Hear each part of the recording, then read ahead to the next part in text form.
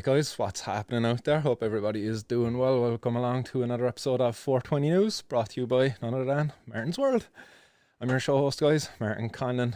See a lot of comments flying in there, guys. Roll them on up. Hope everybody's doing well. Happy Bicycle Day to everybody, and happy 420 Eve, and also happy 420. Backing one right up, and hope everybody's getting nice and festive, like the annual day of the cannabis community being tomorrow, you know, that 420. Hope people are excited. I know I can't wait. So I have a bowl packed up, and I will blaze this one with you shortly. But before I get to that, guys, I've a bit of a treat for you. So welcome along, everybody. I'm delighted everybody is here right now. So as a treat for y'all being so punctual, being punctual stoners, I like to reward good behaviour. So I have a little treat there for you guys.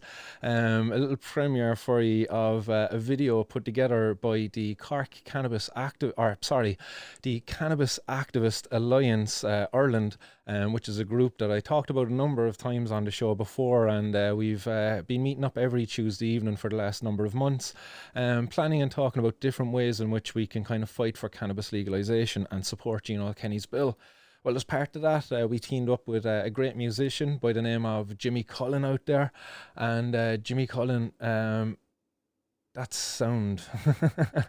But Jimmy Cullen anyway is, sorry, I thought somebody was saying my sound wasn't working. But yeah, Jimmy Cullen has made a great song called Legalise, Don't Criminalise, and us at the Cannabis Activist Alliance, then we got together and created a little Puff Pass protest video to go along with the music.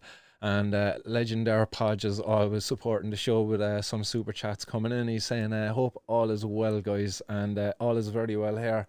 I have a bowl ready to blaze up with you guys as I play this next one for you. So sit back, guys, rolling up, and enjoy.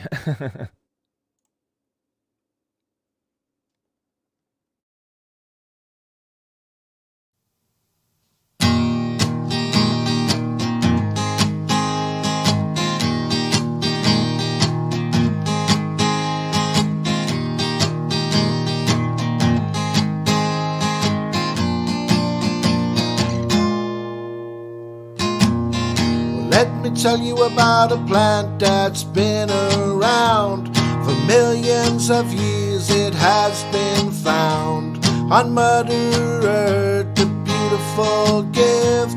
It's called cannabis, you might have heard of it. You see, it really is a wonder plant. There's so much it can do, so little that it can't. Medicinally and industrially, for thousands of years we used it free. But then one day the powers that be, they took this plant away from you and me. Said we couldn't use it anymore.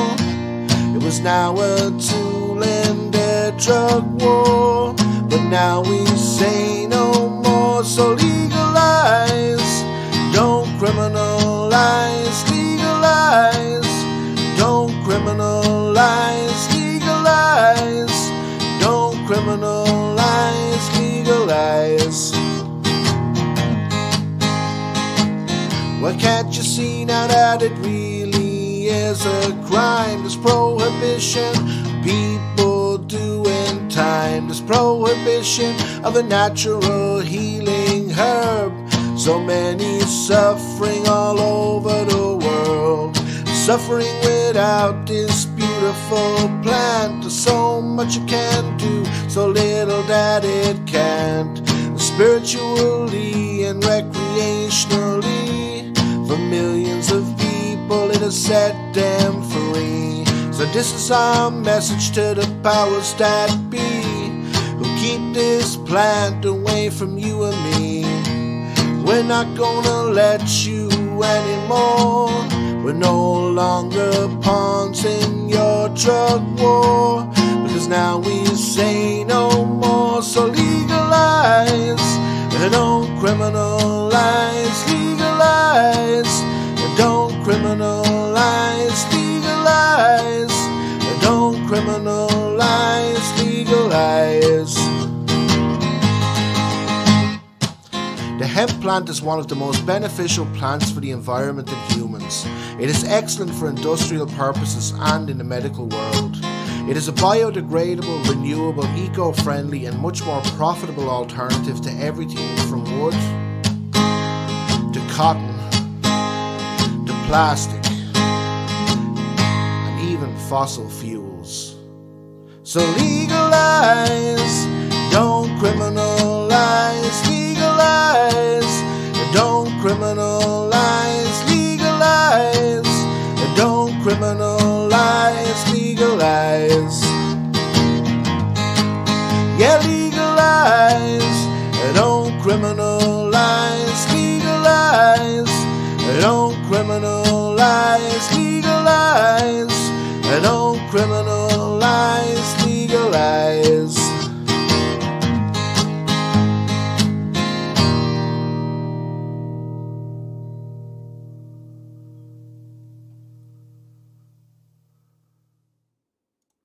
And there you go, guys. I hope you enjoyed that one. And a very big thank you to Jimmy Cullen for sharing that great song with us and allowing us to put that song to the video there, as you've seen.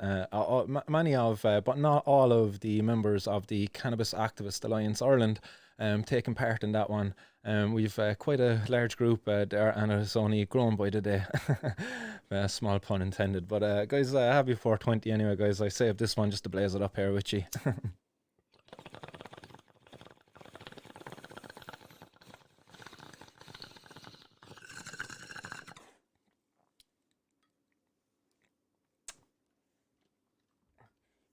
Schleint that.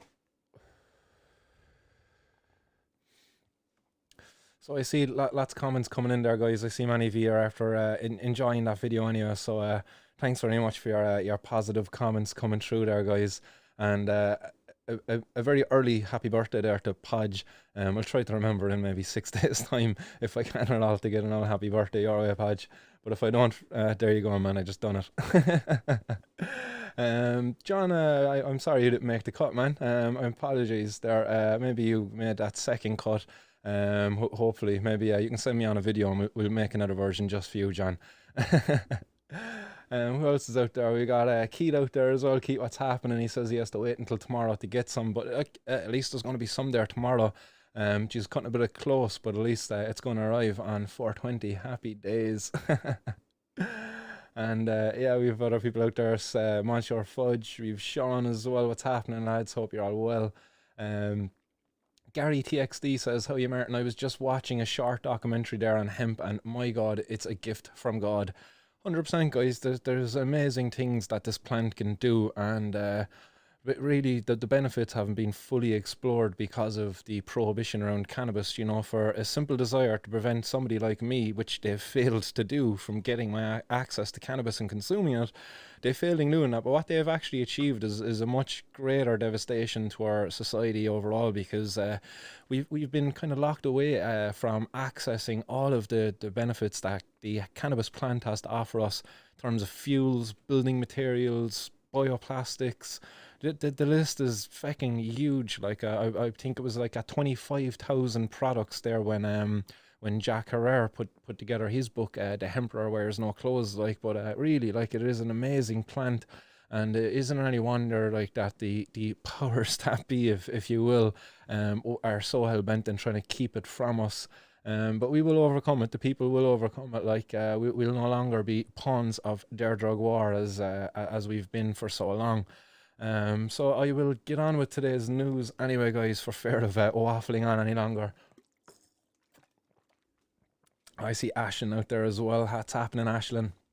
And Jimmy Cullen's out there as well. What's happening, Jimmy? Glad you liked the video as well. And Jimmy, thanks very much for that, man. You're an amazing musician. I liked many of your music videos up there on YouTube. So guys, if you're any bit at all tasteful of music, head on over to YouTube and find Jimmy Cullen. Jimmy is spelled Jimi, just for people who need to find it. So we'll drive on, guys. The first bit of news, guys, is for people, if you don't know, Bicycle Day. A happy Bicycle Day to people out there. I don't know if people know what this is or whatever, but Bicycle Day is a day that signifies the kind of the discovery, I suppose, albeit, the second discovery of LSD. It was done by the famed chemist Albert Hofmann, or maybe infamous in the prohibitionist scene. But here's a lovely photo of Albert in his later years. Albert died, I believe, 2 years ago at the age of maybe 101, I think it was, in 2019. I think he passed away at the age 100, 101 or something. Like, he lived to be an old age anyway. I don't know, is that a testament to the benefits of LSD? Who knows? But he really thought it was going to be an amazing drug, but it ended up being, as he called it, titled his book, LSD, My Problem Child. It was first discovered by a chemist by the surname Stoll, I believe, back in the early 1900s, and it was put away. It was not much was thought about it, and then Albert Hofmann pulled it out again many years later, I believe in the 1940s, and he accidentally took I don't know, a big dose of it anyway. I don't know, I would just say accidentally, because he took a small dose, I believe, the first time 2 days ago, about 50 years ago, and he was kind of noticed the colours and the shapes and stuff like that, but then he accidentally took a bit too much, and he was kind of going home on his bike, and again, hence the day, bicycle day, because it was a profound journey for himself going home. I suppose again, I'll be picking up in this later on, and I'll announce why in a few seconds. But again, I don't know if you're all versed out there in the world of LSD, but this is an LSD blotter art, and this is actually Albert Hofmann's 1943 bicycle day, and this is a famous piece of artwork around the world, where people use that image to signify, again, the man on the bike is Albert Hofmann, the chemist who discovered this chemical, lysergic diethylamine, at 25. Again, you see that up there on the star in the picture. Again, 25. That's in reference to the chemical name. So it's a really cool and historical piece of artwork and stuff like that, and it's a really cool story as well. I'm going to be talking about this later with Graham DeBarra, but here is an image of Albert Hofmann actually immortalised again in a piece of artwork that would be used on blotter art, where drops of LSD would be dropped onto a little portion of the artwork, and a person then would put that blotter art, that piece of, it's like a stamp, I suppose they call it, onto their tongue, and lo and behold, you have I suppose an old journey to go on with the assistance of the LSD. So I'll be having a chat about this later on with Graham DeBarra, and we'll be talking about it while also getting a tour of an art gallery of drugs in Portugal. Graham DeBarra has left the island of Ireland, and he's now taken back up a residence over in Portugal. And while he's over there, he's availing of the kind of the benefits of the decriminalisation of drug access there. And he's after going ahead and creating a gallery display of art which is made up of drugs. Crazy, like, thinking about it. I believe Graham first said he was kind of inspired to do this over in Portugal when seeing an artist doing a painting out of coffee grounds. The artist was using coffee grounds and was making a painting with it, and he was just like, this would be cool if we were to use heroin.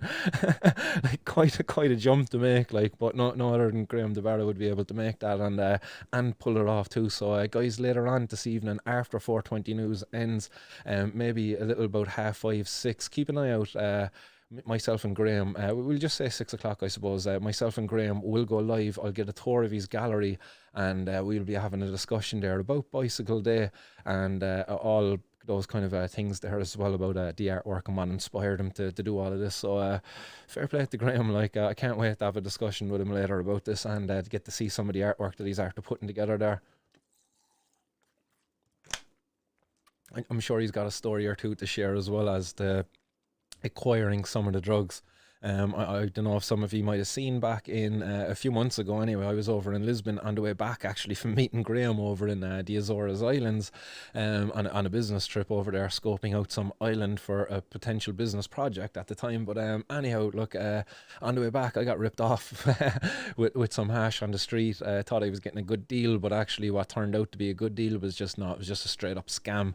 I got caught with a bay leaf extract. It looked pretty much like hash. It looked pretty good, but as soon as you burn into it, as soon as you kind of get a good proper smell off it, like once you apply a bit of heat, you know you're after being ripped off. So I'm sure Graham might have a story or two to share in that regard as well. But yeah, we will follow up with that there later on this evening. So in other news then, guys, driving on up to the Northern Ireland, where there was a raid on a cannabis factory where a police officer was injured in the operation. But I suppose all is not as it seems. You know, the headline would mislead you to believe he got actually attacked, got hurt in the operation of raiding the farm. But no, actually the cops were called in relation to a burglary. And the cop got punched in the face when responding to that. But a follow-up search then after the burglary, so I don't know, was the burglar, they went and searched his gaff. They found stolen property, but they also found some cannabis plants growing there. What they describe here as being a cannabis factory. But really, it was. They say it was worth £17,000. Like, but you know, it's not really a factory. Like, it's a small one, if anything at all. Like, you know, I don't know how they value plants actually up in Northern Ireland. They don't give a number of plants as the how many was found. They just talk about the value that was found. So I don't know, is it £800 a plant up in the north? I'd say it's probably a bit less up the north, but yeah, it's still nonetheless, like, you know, what would you imagine here, like £17,000, like maybe 25, 30, 40 plants at most. Fair stretch to call it a factory, like, you know. Seriously, like, it's a little hobby, and it's an overambitious hobbyist. But unfortunately, the cop, like, he's lucky he only got a punch in the face. Like, you know, again, I always say it, like, I'm only waiting for the day, like, it's going to be a cop is after getting shot because he went in the door and there was a dude in there that wanted to protect his drugs with a gun. Because as we're going to find out later on, like, guns aren't a rarity in the drug scene or in the organized criminal gang scene. If you will, which again, as I reported on last week, almost 50% of their trade is reliant on the drug trade. You know, again, ever more reason to end prohibition and take these drugs away from the criminals, really cripple them at that point, you know. But no, if the prohibitionists out there would make you believe that no, prohibition is great, keeping drugs under control of criminals is a good thing for society. Yeah, sure it is, guys. And you say that we're the ones smoking the dope. Do you know, like, you know, that's always the kind of the thing. But really, like, it's what are the prohibitionists smoking? Like, to be thinking some of the wacky things they'd be fucking thinking, like, seriously, 50 years of failed drug wars, like, and you want to continue it. Sure, like, I'm sure the Kinahans are delighted with that, who'll also be a feature of today's news. But we'll go from the north of Ireland down to the south, where we'll head down to Munster, down to Tipperary, where in County Tipperary, a man who claims that, well, who suffers with chronic pain, he was able to back this up with doctor's reports, and he also worked for a company for 32 years. So a man, an upstanding citizen, if you will, like 32 years of service, like I would imagine to be able to do that, he must have kept his boss happy. Do you know, otherwise he would have been fired a long time ago. Like, so obviously he's a good, decent character, able to maintain a job of 32 years. Like, that also signifies like a loyal person too, like, to be able to stay and working for a company like that. And I'd imagine he probably has a lot of support there from the company. But unfortunately, because of reports of a disturbance at his property, I don't know what happened there, maybe a bit of a domestic dispute or something, the cops arrived and they made their way into their premises, where they found on the property a small quantity of cannabis, like a small quantity of cannabis. It's how much it is. It actually doesn't even say how much cannabis he was caught with at all in this article. But again, like, it added that he only had 2 previous convictions from 10 years ago. So again, he's staying out of trouble. What are the convictions for? Maybe he had a drunken night out, a bit of a drunken disorderly or something, or, do you know, who knows? Maybe he got caught with cannabis before. I don't know, because it's not indicating here in the article as to what happened with the guy. But again, he had to plead with the judge. Here we have it, like, a man of good standing, like, you know, alright, he has 2 convictions from previous offences, 10 years old. Like, we all make mistakes, like, they could be probably from, I don't know what, like, you know, fucking not paying parking fines or TV licenses, I don't know. But, like, again, he's pleading with a judge, like, obviously in fair for what might happen, like, you know, of him maybe getting a prison sentence, maybe getting a drug conviction, maybe his past convictions are for petty things, like, and he doesn't want to have a drug conviction, because a drug conviction is horrible, like, it really is. Like, you know, you could go in and say, like, I have a conviction there for, I don't know, theft, like, I was made a mistake, like, I got caught robbing, you know, and whatever, like, and, you know, but if you go in and you have a drugs conviction, like, people going, oh, do you know what I mean, is he a drug dealer? was he a drug addict? Oh geez, I mean, there's so many kind of questions, like, you know, there's so much negativity attached to that. Like, whereas if you were a bit of a thief at one point, like, you know, maybe you were poor or something. I don't know. Like, it's not as bad a thing, I suppose, really. Like, or maybe it is. I don't know. But I'm just kind of a bit biased there. I don't want to have a fucking drugs conviction either. Like, but in this situation anyway, like the pleading paid off because the judge in the case ordered the man to make a donation or a contribution to the poor box. Again, an undisclosed sum here because it wasn't indicated. But because the man who's pleading with the judge, and I also indicated that he suffers with chronic pain. And he also said he gave up cannabis after this because he just wanted to be in good standing. He didn't want to risk the cops coming back, or so he says anyway. Like, but he's in employment with a company for, as I say, 32 years that operates across Ireland and the UK as well. So travelling is probably important to him as well, and having a drugs conviction is probably going to get him maybe trouble at the border. Who knows? Obviously, we have a bit of a border now with the UK, Brexit and all of that crap, like. So it could be an issue. Who knows? Like, I don't know the complexities there of that. Like, but again, like, you know, all over a little bit of cannabis, like a little bit of cannabis that brought this man maybe a bit of pain relief in the evening, like. And again, like, I would imagine because the man has been working, he's probably getting paid a decent sum of money, like maybe 600 to €1,000 a month. I would imagine the judge probably turned around and said, "Look, come here, make €2,500 donation there to the poor box, and we'll say nothing. We'll be grand. We'll forget about it." Do you know what I mean? Because he made a poor box contribution, so it's thrown out now. Like, there's no conviction in regard to this. Like, you know, it's a joke. Like, it's great that the man gets the opportunity to do it, but it's a joke. Like, you know, it's like the judges have so much power. You have to plead to him. You're begging him for mercy. What did you do wrong? Like, I have a bit of cannabis. Like, oh, law, fucking big woo. Like, who cares? Like, it's ridiculous. Like, you know, and again, like another patient here being punished by the law, being stigmatized, being stigmatized out of using what could be a very beneficial to the beneficial medicine to that person. I don't know the situation for the man and what his condition is. Like, again, like hundreds of thousands of people over in America right now currently access to cannabis for their arthritis. Maybe the man, 32 long years working, like maybe there's a bit of labour involved in it, and he has a bit of arthritis in the arms, the wrists, the joints. Do you know? Pardon but you know, maybe he needs a bit of cannabis just to help with that arthritis, to reduce that inflammation, like, because again, like, that's probably one of the best things cannabis is there for. He doesn't need this shit, like. The government need to fuck off, like, and stop criminalising people like this and making them out to be what they're not. Like, this man is not a criminal. Like, we are not criminals, like. A nice one for following there as well, Peter.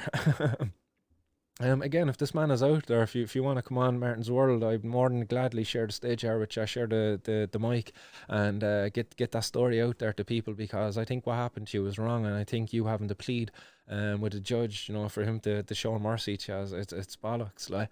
We shouldn't have to do this. Like, what we've done is not wrong. Like, you know, it might be illegal, like, but again, laws don't define morals. Like, morals is what's right or wrong. Laws are not. Again, slavery was once legal. Like, you know, being gay was once illegal. Condoms illegal. So again, like, don't let laws define your morals, guys, or you could find yourself in a very dark, nasty place someday, like, where the same laws you once supported could be coming back to bite you in the ass, like.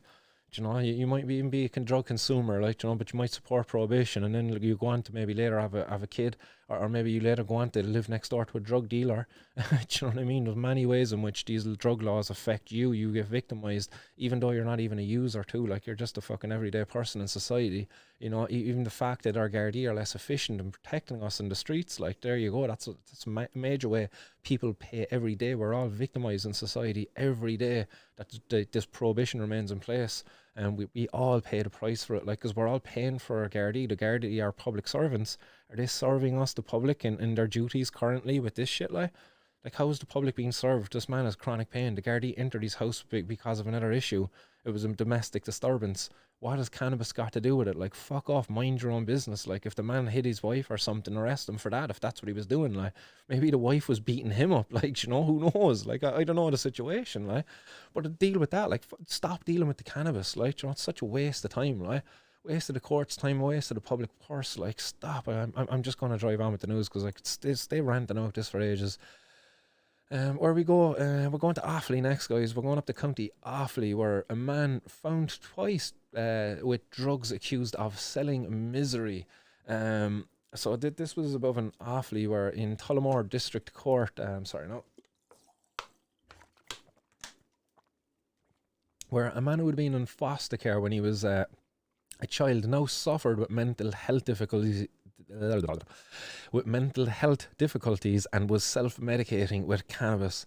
So this guy here by the name of Francis Sherlock, aged 30, he admitted to having cannabis herb for sale and supply at an apartment in Clara on June 12 last year. He also pleaded guilty to possessing cannabis at another date on February 15th. So the guard said here that he caught him with 16 grams of cannabis worth €260, a weighing scales and a mobile phone were found when the premises were searched. When the search took place at the premises on February 15th, €20 worth of cannabis was found. So like the search them the first time they found €20 worth of cannabis. So they said, sure, we wait a while, he might have more there in a few months, and they went back the second time and they caught him with a little bit more, and then the next time they caught him with the scales. They might have missed the scales the first time, like, you know. Again, 16 grams of cannabis. Like the guy probably got an ounce, and he probably was after selling 650 bags to pay for his ounce if he was lucky enough to get the ounce for 300 quid. Like, I don't know. Like, that was my situation when I was a young fella. Like, some people, this guy in his 30s might have never grown up. Like, but again, the judge presiding over this, Mary Cashlin, was told the accused that several previous convictions for drugs possession offences dating back to 2011 and 2016. And he had been put in probation for 12 months for drug supply again in the past. Fines of €100, €150 and €200 have been imposed on him for possessing drugs. And he had a history to the court saying his father had been a man who had who was heavily involved in criminality. So again, like, you know, this guy is no stranger to it. Like, monkey see, monkey do. Unfortunately, like, you know, the George Rose of the world, like, they're not able to get access to these people and help guide them away from this lifestyle, like, because again, like, the criminality that's out there because of the prohibition of drugs is just too powerful, like, and the services, again, that the George Rose out there, amazing people, like, who really want to help the young people, they're underfunded, like, and they can't ever compete with the underworld and the drugs trade, like, and our government, like, are hopeless as well at preventing it, drug use and all of that kind of stuff, like, trying to make matters worse, like. But an interesting one here, it says that the defendant was put into foster care in Offaly in 98 and was now addicted to cannabis, which he uses as self-medication for his mental health difficulties. And that might not be a lie at all. Like, there's many people out there who do say they benefit from cannabis to deal with different difficulties as a result of mental health issues.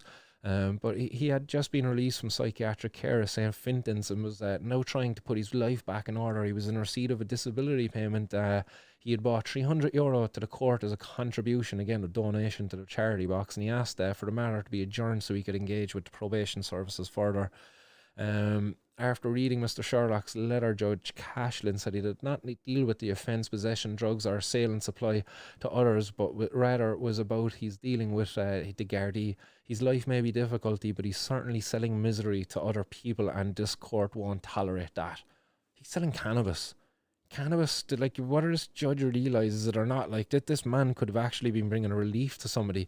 He was bringing relief to himself if the judge actually opened her ears and listened to what the man is bloody saying. Like, the man has mental health difficulties and he's got cannabis, and the cannabis helps him. This criminalisation, the judgment by this judge, it's not helping the man's situation. You're only further perpetuating the suffering of this individual, and it needn't be the case. This man needs compassion. This man needs help. He's got mental health issues. He was in bloody foster care. Like, that must have its own, like, things, burdens, like the weight it adds to a person to carry through their life. That to add criminality, like, because of cannabis, like, come on, like, cop on, like, will you?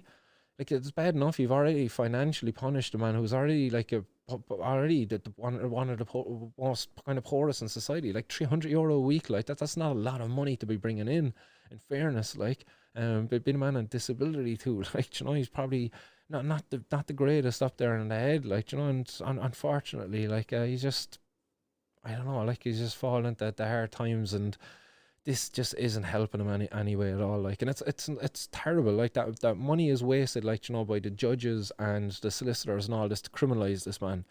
But I suppose if he was to go the other side of it, if he was to go actually over to the health service and try to seek the same level of attention, care, he wouldn't get it, you know. He really wouldn't get it. Like, it'd be very long waiting lists and all of this kind of stuff. Like, in COVID as well, only adding to the difficulties there. But obviously, it doesn't add to the difficulties with a cop entering your property and searching your bloody pockets, does it? No, sure, that's still grand. COVID is fine there.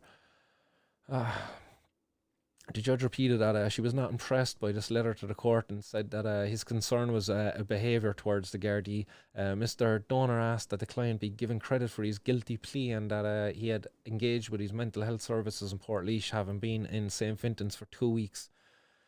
She said he will also engage with a community alcohol and drug and service, again support service. What a waste of money here. Like, you know, the man doesn't really have a drugs issue. Like, the man's issue is a mental health problem. Like, can you not stop wasting time and trying to treat a problem which doesn't really exist? It only exists because of your fucking fictitious war on drugs, this prohibition that need not exist. Like,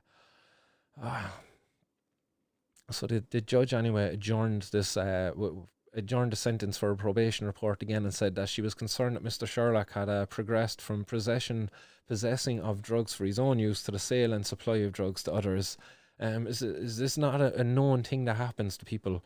You know, and he's only a small timer as well at this point. Like, he's just, he got caught with 16 grams. Like, Jesus, lads, he caught a major dealer here. Like, this lad is going to be back in court again on July 7th. So I'll keep an eye out for that and see what happens there in that case. But look, if you're out there again, Mr. Sherlock, and if you want to share your story, I'll gladly share the stage with you and have a conversation there, because what's going on here is bollocks with you. That this shouldn't be happening at all. Like, you shouldn't be treated like this. I don't believe you have a drug issue at all. Like, maybe I think your bigger issue is the mental health issues, and possibly cannabis is helping in some ways. Like, obviously dealing cannabis is putting you in danger's way. That's not good, especially if you've got mental health problems. Like, you know, if you're managing the tick list and worrying about people not paying you and taking advantage of you and all of this kind of shit. Like, need not be like so. You know, get in touch anyway if you're out there, if you've heard this, or if anybody knows this person, tell them get in touch. I'll drive on with some more news, guys. I see all your comments coming in there as well, guys. Much appreciated. And as Podge is saying, guys, hit that like and share button, guys, if you haven't already done so. We drive on. We've got some more news here where 2 men were charged after in County Clare, where Gardaí discovered €50,000 worth of cannabis. And again, there's always where is it? There we go. There is the cannabis. So 50 grams worth of cannabis there. So you're looking at 2.5 kilos worth of cannabis spread out over 5 bags. So about a half kilo in each bag of cannabis, I would imagine. So what a waste of time. 50 grand, like, doesn't look like a lot. Like, you know, you would hide it in a rucksack, like, you know, into a little backpack. Like, 50 grand, like, it's not actually even worth that. It's only worth that because of prohibition. And I don't understand why the prohibitions support prohibition, because this value attracts the criminals. Again, you look like you look only just over to Spain, where it's not even legal. They just have created this kind of holistic market where the consumers provide for themselves through these associations, these private clubs. They've gotten the price down to €5 a gram. Compare that to here in Ireland, where it's €25 a gram almost. Some places it's €30 a gram. I'm hearing out there, guys. It's bollocks, like. So again, like, this is about prohibition, and this shouldn't be the case. But again, there is never a Garda bust out there without a Garda tweet. John, the Gardaí love to tweet about cannabis. They love to put their tweets out about cannabis more than the bloody cannabis consumers do. So again, drugs worth €50,000 have been seized and 2 men arrested in the course of an operation in County Clare on Friday evening as part of ongoing investigations targeting the activities of criminal groups involved in the distribution of drugs and related crime in the Midwest region. So again, like, how many people are actually involved in this, like, and how much do we pay those people? Again, and we go back to that last case with that man with the mental health problems, like, and how much we pay the people, and how many people are staffed in the mental health services. Like, how much time is our Gardaí spent dealing with people on the street, you know, who have drug addiction problems, getting caught with drugs all the time, and actually these people, their main problem is actually a mental health issue. Like really, if we just took that money and not took it away from the Gardaí, but just took the same amount of money and put it into health services and decriminalised drugs and drug users, gave the Gardaí the same amount of money that we give them all the time anyway, but just tell them stop focusing on drug users, and we're going to say supply drugs now to the drug users out there in a legal and regulated way. Like, and still give the Gardaí the same amount of money. That way they can use the same amount of money to focus on a lesser amount of crimes. Imagine how great that would be. Imagine like the rapists, the murderers, the pedos. Like imagine how worried they would be, because imagine how much time is actually eaten up every year by this bullshit right here. Like somebody in the Gardaí actually had to sit down and write this tweet. Just that time alone. What a waste of time. This is a sin. Do you know what I mean? This is as bad as, like, as my mum would say, like, you know, that there's people out there in Africa starving, you know, when I don't finish my dinner at the dinner plate. Like, this is it. Like, just this is the exact same fucking thing. Like, you know, they're literally just throwing away money. Like, they're just wasting it. Like, and it needn't be the case. Like, there's children out there, there's people out there starving at the moment. There's services out there underfunded, and here we are just wasting it on this shit. Like, I don't know if there's a similarity between those sayings, but it sounded good anyway. But we'll drive on because in other news out there, and this isn't the end of the cannabis being found, so we've 50 grand hair being found, and in another news story in Ballyfermot there was 20 grand's worth of cannabis found along with a loaded gun. And you see the gun here in the image. It's a loaded revolver. Scary shit. Like, you know, again, there's no need for having cannabis and guns found together. Do you know, you go down to your local off license. Do you have any fear that the guy down there has a gun behind the bar or behind the counter? You go to any of your local pubs. Do you have any fear really, like that the guy behind the bar has a gun? Do you know, really, like, you know, even if those bars, sometimes a bar like might let you have a few pints on the thick, and you'll sort them out there during the week. Like, you know, if you bunk them and you go down to the bar down the street, do you think you're ever going to get shot? No, you're not. Like, but this is the reality for drugs and drug users out there, like, that we live. And people like Frank Fee and Stephen Donnelly, they support this model like scumbags that they are. Like, they must be getting a fucking nice kickback. As Albertillo was so quick to point out in regards to that, like Albertillo being the most recent guest on the podcast there. Check that interview out if you haven't yet done so already. But there was a loaded firearm recovered by Detective Gardaí attached to the Ballyfermot Garda station in search of a house on Thursday, April 15th. And the cannabis worth 20,000 was also seized. One person was arrested and has since been charged and brought before the courts. Chief Superintendent Finbar Murphy, who was responsibility for policing in Dublin West, commended the Gardaí for their excellent work and their dedication to making Ballyfermot a safer community to live in. He says, Ballyfermot is a wonderful part of Dublin City, full of people, are great people who are proud of their community and who are willing to work really hard to continue to improve the area so that everyone, young and old, can be part of the area that they live in and that they are part of. Local Gardaí are also part of that community, and we have a really important role to play in keeping our community safe. This guy would want to really wake up, like, and take a slap of reality. Like, you know, how many people in his community is he not representing currently when he's enforcing this failed war on drugs? Like, you know, like, you're not really representing your community. You're only representing a minority in your community. As I say, like, the community at large is losing out at this. Like, you've a gun here. Like, this is a failure of your drugs policy. Like, you know what I mean? If this cop was really supporting the community, that cop would be calling the government for change and challenging them, saying, come here, guys, this is really getting out of hand now. Like, you know, a few years ago there, like, it was less gun crimes. Like, you know, years before that, it was just kind of knife crimes and what have you. Like, oh man, this is really escalating. Like, and these guards are doing nothing. They say they could support the community, but bollocks to that. They only support the war on drugs. They support the narrative. They support the fucking the line of the government. The drugs are bad. I'm gay and don't do drugs. I'm gay. You know, fucking idiots. Like these are the real idiots out there. Like, not us people who consume cannabis as they try to make you believe. That stereotypical dumb idiotic stoner. Like, you know, like the real idiots are prohibitionists out there who want to continue with this. Like, another 50 years of young people getting stabbed and murdered on the streets of Ireland. Like, running drugs, like kids as young as 8 running drugs. And another news, again very similar to that, like 40 grand's worth of cannabis and a gun found in a search operation up in Dublin. And again, you see, again, there's no drugs raid without the Gardaí getting their old tweet in there to get the old support of the public. And again, like, you have to commend them for taking a gun off the street in certain regards. Like, but again, like, the gun is there in the arms of these guys who were possessing the drugs. Like, that was probably bought with the proceeds of the drugs trade. Like, a guy out there selling some cannabis graduated to cocaine, and soon before you know it, like, he has like thousands of euros flowing every week. So he's like, come here, I need to get a gun and protect myself. Like, I need to hire a few people and give them guns to protect me too. Like this is the war on drugs, and this is prohibition in effect. Like, you know, if you support prohibition, this is what you support. Like, this is what's going to happen in a society over time. Like, people consume drugs. You see that with cigarettes, you see that with alcohol, regardless of the consequence to the health.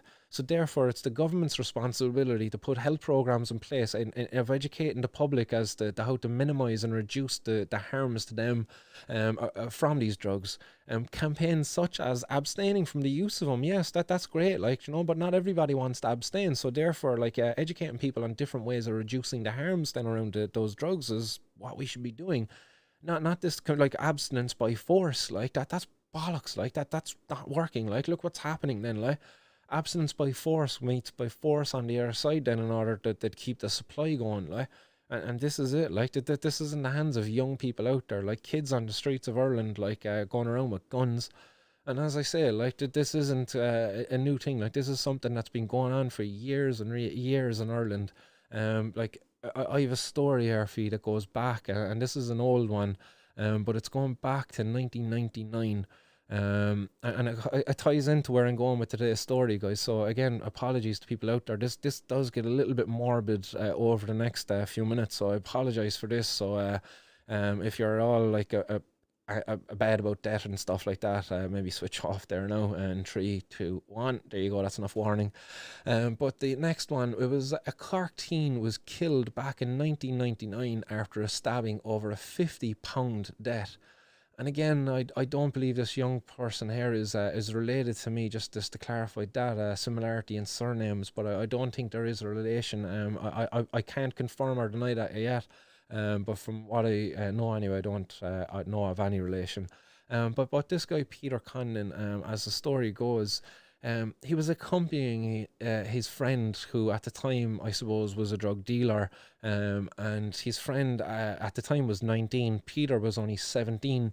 And they went down to Glanmire, and they were going down to collect what was a €50 debt from another young person down there. The person in question was unnamed in the incident because of the age, so he was under 18, whatever age this person was. But going down there anyway, Peter's buddy, who asked him to bring, who asked him to come, he brought a knife with him. So Peter's buddy brought a knife with him down to collect this €50. Well, when they went down to collect the €50, a bit of an altercation ensued, and fucking shit happens, like, and your man's buddy lost the knife. The knife ended up in the hands of the guy who owed the money.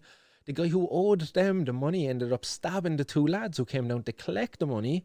So like, Peter died as a result of his stab wounds, but the other guy didn't.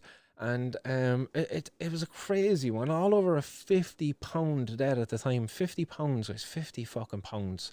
A 17-year-old, he was doing his leave insert at the time. This is prohibition in effect. This is 22 years ago.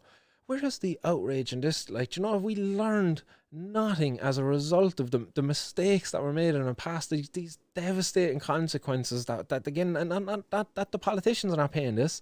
This is just normal people out there, like, just everyday members of society. Like, maybe Peter's mum and dad, like, were fucking upstanding citizens and never realised that their son was even involved in this, or was friends with people who were involved in this, and he lost his life as a result of a £50 debt because of these young fellas. Like, maybe at the time, like, I don't know what movies were out, like, but gangster movies at the time, like, maybe these young fellas, I taught themselves as to be some sort of gangsters, like, oh, go down there with my knife now, and I'm going to threaten your man and get my £50 off, and you better give it to me, like, and shit happens. Like, he's not as much of a gangster as he's thought. He lost a life, he lost a knife, but his friend lost his life. Like, it's a fucked up situation, like, it really is. Like, and his buddy then, who asked him to actually come down with him, he ends up getting he ended up getting a 3-year sentence, but it got suspended in its entirety on condition that he stayed bound to the peace for 5 years, I believe it was. He had to stay bound to the peace for, and he gave a £100 bond in security of that as well. Like, but like, what have you really learned? Like that's 22 years ago, guys. That's how bad like it was back then. Young people, 17-year-olds getting stabbed and dying over £50. Like, so, like, you know, and like we can joke about it. Like I see boys in the hood out there, like, you know, and all that. Like, but in all seriousness, like Frank Feeney talks about a health-led approach. Like, really, is that this is included in Frank Feeney's idea as a health-led approach, like in maintaining the prohibition of drugs, where drugs are sold by young people, the same stupid young people who bring knives down to collect debts, drug debts, because in their own minds, this is how we do it. We're drug dealers or we're criminals. We must enforce with violence. We use knives, and now it's graduated to guns, like. Young people are now carrying guns, like. You go back to my story only about 2 weeks ago, like, where there was a young fella, 17, getting shot, getting into a taxi above in Dublin.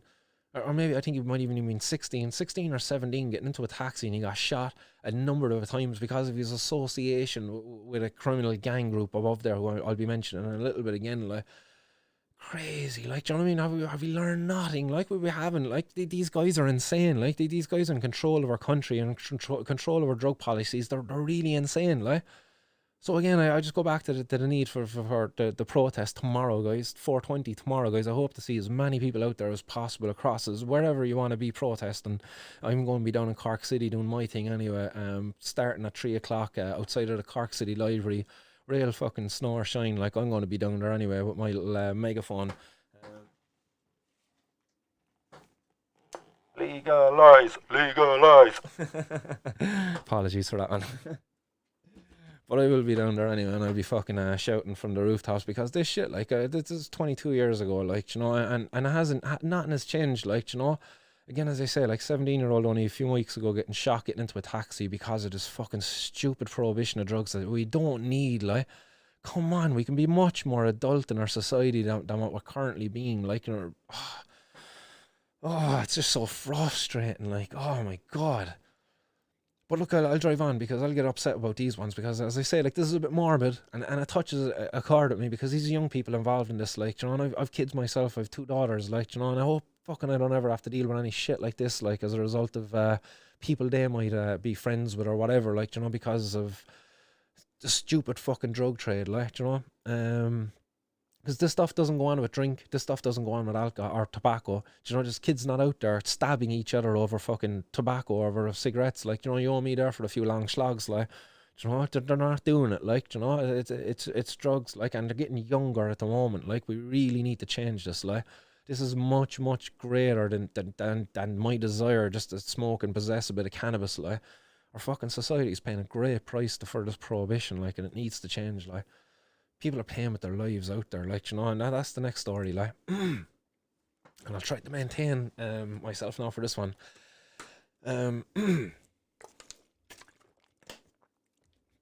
But a teenager who lost his life, and this is an old story again, go back to 2017, but still very fucking relevant, because the same prohibition, the same dangers remain in place today. This is a young fella by the name of Michael Cornacchia, and he died as a result of a drug overdose. And here's a picture of Michael, and some people out there might be familiar with this story. But Michael died as a result of a drug overdose, this says here, but he did not die as a result of drug overdose. Actually, he died as a result of shitty drug policies that put Michael's drugs in the hands of criminals who sold him a drug that wasn't what it was supposed to be. Michael died because he took an adulterated substance. He got what he thought was cocaine, but it ended up being a drug by the name of U47700. Like that U4 then, that was the street name for it, or there was other street names, Pinky or something like that. There was a few weird ones anyway. I don't know much about that shit, like. So again, like, this boy didn't die as a result of a drug overdose. Yes, that was what ultimately led to his death.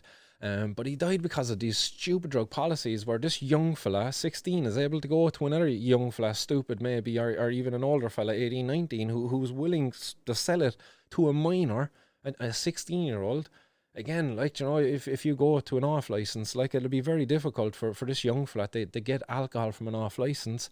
And I can't imagine, like, if cocaine was ever to be legal, let's just say, like, you as an adult can walk into a chemist and buy cocaine. You go in and you show your ID, and here's your dose of cocaine. Maybe you get it in a nasal spray form or something, you know. But like, you know, say, like, but would you really, in your own right mind, go in and buy it for this young fella? If he was outside and he was like, "Come here, sorry, will you go in and get me a bag of coke?" Like, you're probably not, like, you know, you really, like. So again, like, he died because of these fucking ineffective drug policies, like, and because of adulterate. Like, if he got his hands on cocaine, like, as dangerous as it probably was to him, but if he dosed effectively, and if it wasn't incredibly pure, and if it wasn't like just a bad batch, like, of cocaine as it was, he probably would be alive and kicking, pardon the pun today, because apparently he was a really good soccer player, and all of that. Like, so again, another tragic loss of life as a result of Frank Fian's idea of a health-led drug policy. Frank Fian, is this really what you support? I think I'm going to make a clip of this and just put it up there for you, Frank. Just, you know, is this what you support? Is this your idea of a health-led drug policy, Frank? Question mark. Because look, this is it, like, Frank. There's no shortage of this stuff. I can come up with this all day long. Cork teen caught with 70 grand's worth of drugs here in one story, and this was only from a week ago, and that was the story I reported on last week from Middleton. Again, another one, like a significant seizure of cocaine at a Cork City apartment where a teenager again was arrested, and this was involving 4 grand's worth of cocaine, and the teenager here in question, I think it was about an 18-year-old or something like that, again a very young person. And again, we move on where another teenager again here, like, arrested with 140 grand's worth of drugs and cash in Cork City seized, like, and all of these cases are coming from Cork, like, you know, like, I could have went further. I could keep on going with all of these cases where kids, Frank, young people are dealing and selling drugs, and not just small amounts as can be seen here, like 140 grand's worth here, like, you know, and this was probably the most alarming part of it then, Frank, you know, like, this teenager here who was jailed for holding a machine gun, a fucking machine gun, and he had a level of knowledge about firearms from Call of Duty, like. These people are kids, Frank. Kids, man, and in your health-led approach, like, you know, you're okay with them being pawns in your fucking drug war. Like, really, like, this is outrageous. Like, you're a horrible person if you support prohibition and the continuation of these failed drug policies that see the loss of so many lives. Like, really, like, when is it going to end? How many lives do we have to lose before we call it a day and try to take this fucking progressive approach where we actually treat drug users as normal people? Because guess what? They are normal people.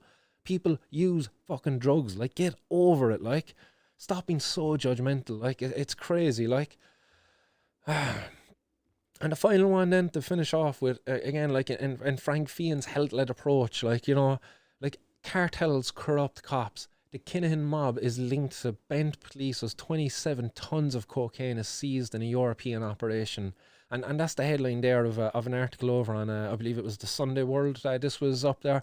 And this is again to do with the recent breach of, the authorities breached an encrypted chat, and they were able to kind of intercept some of the communications and then kind of follow up here with this massive raid and intercepting 27 tons of cocaine. It's a lot of cocaine, in fairness, like.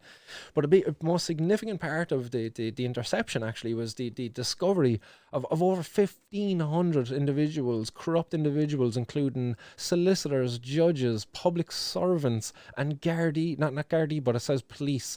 So I don't know that does it actually indicate that there was Gardaí, active members of our Gardaí who've been implicated in this, like. But crazy, like, it's an article really well worth checking out. It's quite a lengthy one.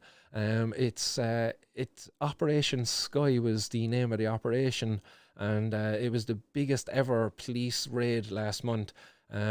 Crazy. It was actually 1,500 officers, including special forces, commandos, carried out 200 coordinated searches.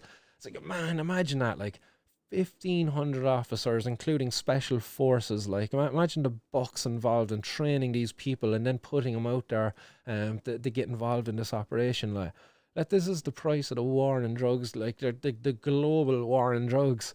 And it need not be the case. Like we could put this money into so much better things. We could put these human hours, these man hours into so much better stuff. Like imagine if these 1,500 officers were actually research officers out there researching the potential benefits of these different substances such as cannabis, psilocybin mushrooms, LSD, again, shouting bicycle day, like, you know.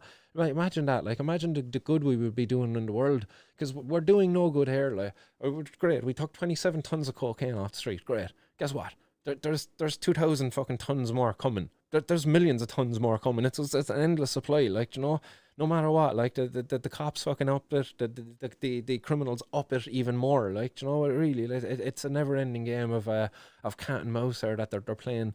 And it's us then, really, like just the fucking general public who are paying the price, like the prohibitionists out there in power, like, you know, the Frank Fians, the Stephen Donnellys, who would try to make you believe that their vision of this fucking prohibition is a health-led approach. Like, it's not. It's anti-health. It's anti-health, because guess what? The drug consumers out there are getting poor quality drugs because they're getting it from criminals who don't care about the consumers.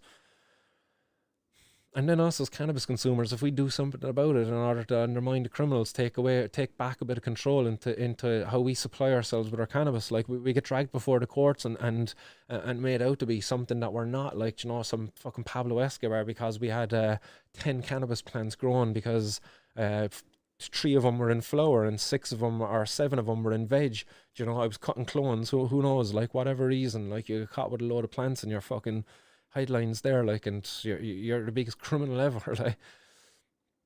But again, like, what hope do our cops have against the Kinahans? Like, really, like, they haven't been able to catch him to now. John Gillingan and all, like, look at him, like, he's over there, like, they got him to put him behind bars, and then he got out and he went over to fucking Spain. What did he start to doing over in Spain? He started exporting cannabis from the clubs over there, like. Where did he export it at?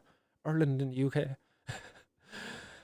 We're failing, like, we're failing every day. Like, we creating jobs, we can be doing so much good. Like, we can be nurturing so many people in our society who need to be nurtured. Like, there's so many people, again, you go back to that case there of the guy with the mental health problems getting caught and being branded as a drug dealer, selling misery. Like, he needs to be helped. He's a victim, like, he suffered in his life, like, the cannabis, he's self-medicating with the cannabis, as he said, and you're criminalising him for that. You're criminalising the man for being ill. Shame on us as a society for allowing such actions to be going on. Like, really, like, shame on us. Like, I hope people are out there tomorrow protesting. Like, I hope people are engaged online, like, in whatever capacity, you guys. Just fucking protest, like. Pick up the phone, ring Stephen Donnelly, type out an email, do whatever you want to do tomorrow. Like, just do your thing. Hashtag Cannabis Reform Ireland, whatever it might be, like. Oh, I'd be really losing faith there some days, like, with fucking society, and it to be hard to remain optimistic, like, you know. He's somebody like Gino Kenny, like, and he asked a very valid question to Frank Fian and the Dáil, like, and you go back maybe 4 weeks ago there, like, it was on a Friday episode, I covered all of that proceedings in the Dáil, but his response to Gino Kenny at the time, like, it was a fucking appalling, like. It was bollocks. He didn't actually even acknowledge anything Gino asked him except the legalised cannabis part, and his response was, oh geez, we could never legalise cannabis and decriminalise it as off the board as well, because that would be de facto legalisation. It's like you didn't even acknowledge his question and what he asked. Like, he asked a pretty valid question in regards to health, patients and things like that, and consumers, and it wasn't answered at all. Like, Frank Fian talked about a health-led approach, but he like forgot, like, that we actually, us out there, the consumers, we know what a health-led approach should be. Like, we understand it. You know, I got some cannabis here now, like, and I really wish I was able to get it off of you know, I don't know, like a more regulated supply route, you know, where I can just go down and get it from a store, like, rather than relying on a buddy who's growing it and risking getting arrested for it. Like, I would much rather that buddy who's growing it be able to set up his own shop, set up his own production where he could sell his cannabis then, like, in a regulated way, like, in which I'm, as a consumer, then I'm protected. And we as a society benefit from it, because there's jobs created, taxes generated. I'm gonna have a bowl there before I get too depressed, guys. An hour in, guys, exactly an hour there. So it's happy 4:20 to the boys over in Iceland, guys. I hope you're all doing well over in Iceland. It's 4:20, always summer, guys. So I'm gonna blaze it up there with me old Icelandic buddies.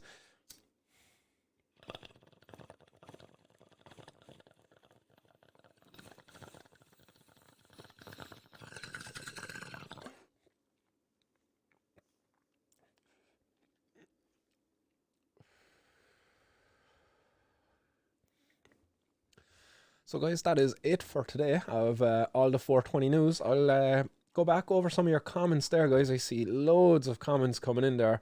Ken Green is saying, video was great. Well done to the 420 family. Tomorrow will be my last day smoking for a bit. My psychiatrist won't see me if medicating with herb. Oh, man, that's fucking a bummer to hear, Ken, man. Your comment just popped off my screen there, so I'm just quickly going to fucking open her up there again. Just to see it, man, because that's bollocks to hear, man. Your psychiatrist is refusing to continue your treatment, because you're a cannabis consumer, like because you're somebody who uses cannabis for health reasons. That's fucking bollocks, man. That's so discrimination. Like I wish we were able to bring these guys to court and just sue them for this, like, because it's wrong what they're doing, man. It really is bollocks, like. Ken, I'm just finding your comment there now, Ken, again. Apologies there, guys, for this.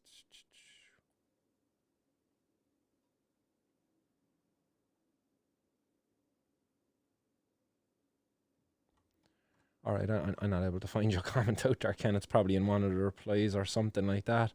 But, man, I'm fucking really upset by hearing that, Ken, man, because I'd imagine cannabis probably helps you in its own ways, and your psychiatrist to be so judgmental towards you, like that can't be good. Like, what's that going to do, like, in future sessions and in opening up to that person, like, really, like, what's that going to do to you as an individual now, and in regards to, like, the medications in which you might be reliant on, like, are you going to be more reliant now on like, is he going to try to push some other stuff on you, like? I don't know, man. That's a balls to hear, man. I'll try to follow up with you there again soon, Ken, man. But nice one for sharing that there with me anyway, nonetheless. John Finnegan says, on the mammy is watching. Hi, Mom. Kathleen Finnegan. Alright, John's mom. Hope John's mom is doing good out there. Hi, Kathleen. Hope you're all good. Nice to see you. This is a family affair, guys. I had Jade and her mom in there last week. Now I've John and his mom. My mom still hasn't watched the show yet, I don't think. Are you out there, ma'am? Let me know if you're out there, mammy. Mammy? Anyone else out there? David Burke, he says, gives a blast on that microphone. If you're down in the city tomorrow, David, man, I'd gladly give you a blast on the microphone, man. Make yourself known. Shout out to anybody else who wants to come down and have a blast at the microphone, guys. If you've been out there, if you've been mistreated by the law, and if you'd like to share your experience and speak up tomorrow in Cork City, get in touch and let me know, guys. What else is out there? Compender 2049 says, does the politicians not understand? Some users are doctors, engineers, lawyers, law-abiding citizens. Having a smoke does not constitute as being a criminal. Can they at least legalise growing your own up to, say, 3 plants? Can they just not legalise the plant altogether? Like, just end this criminalisation of cannabis consumers. Like, you know, the consumption of a fucking plant does not make you a criminal. The consumption of any substance should not make you a criminal. Like, this is your body. Like, why are you a criminal for putting something into it? Like, do you know, it's fucked up. Like, Ireland once had a law against suicide where they would criminalise you for trying to commit suicide. Like, that made no sense at all. Like, you know, again, if you're a person, you try to commit suicide, clearly you've got a mental health problem. Clearly you're broken inside, like, as you've lost all hope. And you need help at that point in time. I'm sure we would all agree at that. And the criminalising, that made no sense. Much like prohibition, criminalising drug users makes no fucking sense at all. But the politicians, the Frank Fian, sure, makes perfect sense in his health approach, sure. Yeah, I see Compender also educating people. U47700, also known as pink heroin, Pinky, and pink is an opioid analgesic drug developed by a team at Upjohn in the 1970s, which has around 7.5 times the potency of morphine in animal models. there you go, guys. A little bit of education for the people out there, like on what that drug was that tragically took the life of Michael in that case. And actually, guys, because of the kind of upset that that case brought to me, I kind of tried to get through it quickly. But actually, in that case of Michael, they actually caught the guy who sold him the drug in that case, and it was another teenager. That teenager was actually, he was only about 19, I believe, as well. Um, oh no, sorry, he was 17. He was another teenager. He was 17, and he couldn't be named for legal reasons. And he was in the court and charged over the death of Michael. So he got charged with the death of Michael. But really, like, you know who should be in court for this? Our health minister, the drugs minister, the minister are in charge of our national drugs policy. But they never will be, because they benefit off of our drugs war. But while people like this guy here, like this young fella who couldn't be named for legal reasons, who sold the drugs to Michael, which later tragically took his life, unfortunately. Like it's crazy, like, you know, that this young fella got criminalized for it. He didn't cause the death of him. The drug policy did. The drug policy which entices a young person to sell drugs because of the financial benefit it will bring that person, because of the popularity it would bring that person. You know, oh, he's selling drugs. Like, you know, in some naive young fella's mind, he thinks he's cool for being the drug dealer. Like, he doesn't realize the dangers attached to buying drugs such as white fucking powders off of the internet, if that's where he was buying them. Like, I don't know, or no, actually there were tablets, actually, as they're saying here now. Michael died after he took a lethal combination of the deadly drug in addition to ecstasy tablets.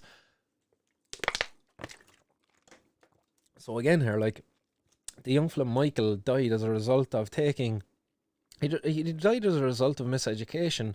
Polydrug use is a massive danger to young people, as well as the use 477 having its own toxicology problems. Like, you mix that then with something like MDMA, such as in the ecstasy tablets, and God knows what else is in those fucking ecstasy tablets that he got. Like, you just really don't know, like, the interactions then that's going to take place in your body with between all of these drugs. And then you have young people dying as a result of that. And you bring people that the court then and criminalise them over it. And really, it's the politicians who should be, because we've had these policies in place now for over 50 years, and it's not gotten any better. It's only getting worse, actually, in fact. Like, this U477 is an example of how it's gotten worse, you know, the emergence of these designer drugs.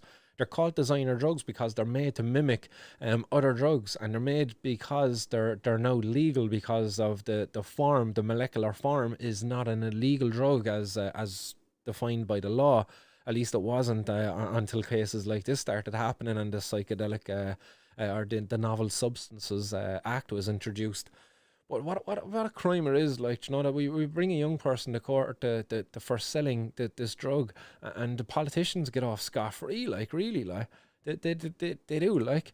There was a young fella up by me, right behind my mum and our house, where I live, and he died, and he was, I believe he was 16 or 17, and he was only drinking. I don't know of any other drugs that night, but from what I heard from his friends, he was only out drinking that night, and he went home, he fell asleep, and he got sick in his sleep, and he choked in his vomit, and he died as a result of choking on his vomit because of being too drunk, maybe, and vomited in his sleep.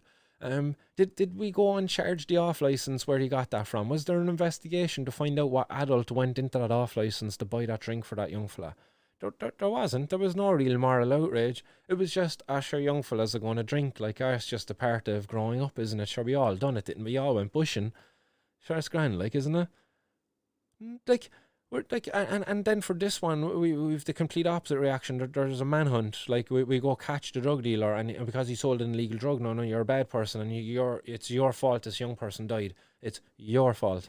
Like, that's bollocks. Like, it's not his fault. He didn't make that drug. He didn't even know that drug was there. Again, you go to the Frank Fee and whoever it was that was in charge at the time. Maybe it was your man fucking Slimy Harris.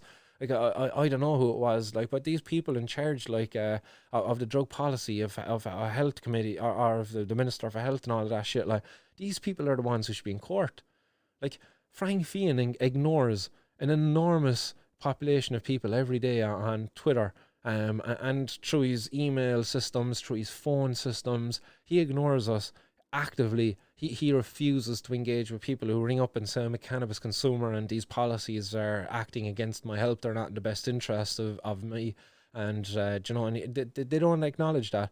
They just give us back, you know, oh, well, your drug is bad, drugs are bad, okay, so don't do drugs, you know, and that's it, like, and we have to accept that, like, you know, we have to accept this discrimination, like, bollocks to that, like, no, guys, we do not need to accept this, like, young people are dying, like, these ministers, they need to be held to account for the harms that are being done in our society as a result of prohibition. They can't be left to get away with benefiting as they have been for so long. You know, you have your man Maurice Quinlivan, like, that Sinn Féin fucking TD, like, and I'm sorry if I keep picking on him, like, he made his passionate fucking speech in the Dáil, like, you know, about drug dealing in St. Mary's Park above in Limerick, and a week later there was a raid going in there, like, and he's up there now fucking every day since that raid, getting pictures taken with the abandoned house and the demolishing of the house and the clearing up of the site, and crediting himself to it, like, he's benefiting off of this war on drugs, and meanwhile, like, our communities are losing young people, like, losing young people to drug dealers and to drugs. This needs to stop. This needs to change. Like, and if I have to get locked up in order to get that message out there, then so fucking be it. Like, I'm more than happy to take that on. This is much more than just smoking a bit of cannabis. Like, this is much bigger. Like, it really fucking is. Like, so yeah, sorry guys, I kind of got off on a rant there, didn't I, or a bit on that. But you know, that's bollocks. Like, we get back to the comments. Shiting in a bucket, coke should be legal, wouldn't be my kind of thing, but who am I to judge? Exactly, it's as I say, guys, I don't want to judge any fucking drug user at all. Like, I think they should be all legal. Every drug user should have access to a legal and safe avenue to their drug, where they're not fucking funding criminals, people engaged in human trafficking, and all of that kind of nasty shit above in Northern Ireland there, where they were fucking abusing the dogs and everything and all that shit. Like, you know, do you really want to be supporting these scumbags, like, when you're buying your cannabis or when you're buying your bit of coke? Like, do you want to be supporting those fucking people over there in the Peru and shit like that are involved in the human trafficking, the kind of slavery that goes on with the farmers, like, where they're really being taken advantage of? Like, no, like, I really hate that about cocaine. People who do actually cocaine, the shite in the bucket says, oh, that's not my thing. It's not my thing either, like, but I'll fucking stand up and say it needs to be legalized. Like, but where are the people out there who will stand up and say, hi, my name is fucking Paul and I use coke? Like, where are you guys? We're, like, fuck's sake, like, the people use cocaine, like, have any balls at all? Like, you're fucking cowards. Seriously, like, stand up and be represented. Like, come on, like, there's people over there across in third world countries, like, in places like where they're living in extreme poverty, and they're being taken advantage of by criminals with fucking AK-47s and shit, and just to get your old fucking line on a Saturday night or a Friday night when you used to be able to go to a pub. Do you know? But seriously, like, fuck's sake, boys, what's going on out there with the cocaine users? And shout out there as well, guys, to the Mustawes and Daily Talker, guys, for the super chats, guys. You're legends. Keep her lit, Mustawes, as always. And spread the word, spread the love, spread the peace there from Daily Talker as well. Legends, lads. Nice one for supporting the show. But yeah, we'll get in through more comments. John Finnegan saying a survey of Garda stations was done. If you didn't though, what would the differences be? Yeah, that was a few years ago, and the Roscrea Garda were found to be the most corrupt in Ireland. Yeah, take the small towns, alright, to have the most corrupt fucking Gardaí in Ireland. What's happening, Irish Canna Clinic? Guys, check out the irishcannaclinic.ie for some fucking really good informative videos. The latest one up there with Paddy Amaget, it's a real great video. And thanks very much as well for hooking me up with Albertio at Paddy Amaget and the Irish Canna Clinic. Wouldn't probably pull that one at all without him. But yeah, who else is out there, guys? David Burke, what's happening? There on T, he says, I'm praying my dealer is some tomorrow. I'm offered up that prayer there with you, buddy.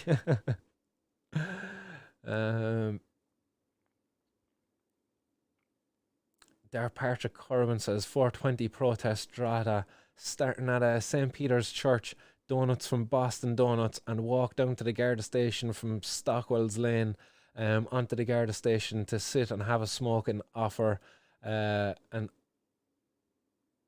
offer the guards some, maybe, and offer the peace. I don't know. I lost you there after, and offered the.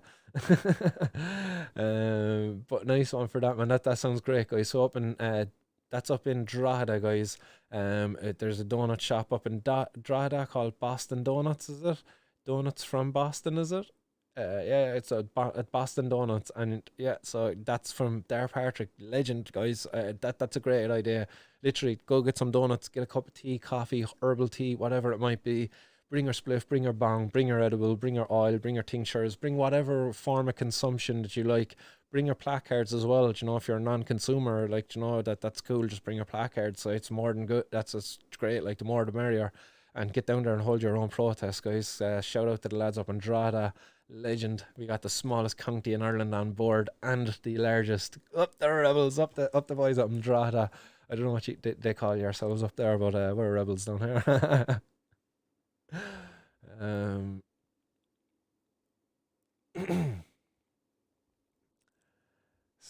Gitana says, that's absolutely appalling by your therapist. I've read a few of those on Reddit lately, and honestly, no, I was forced to decide to not divulge my use to a therapist.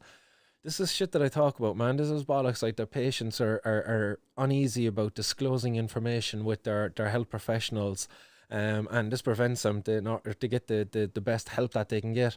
But at the same time, if you disclose your information and then your health professional says, hey, actually, I'm not going to work with you anymore if you continue using this, well, actually, that's not in the interest of the patient then either. Like, you know, where do you go from there? Like, you know, surely there has to be, you have to be able to, it's kind of like insurance, okay? If I go to an insurance company and they don't want to insure me, you know, they can give me some crazy fucking insurance thing. And if I can go in and get a couple of quotes, you know, or a couple of refusals or something like that, you know, the government have an insurance company out there set up where I can go and get my insurance from.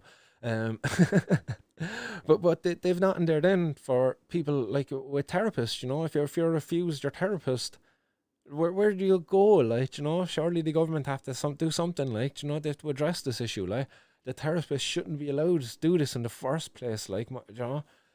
So that's bollocks, man. Straight up discrimination. I think fucking see a solicitor, Ken, definitely.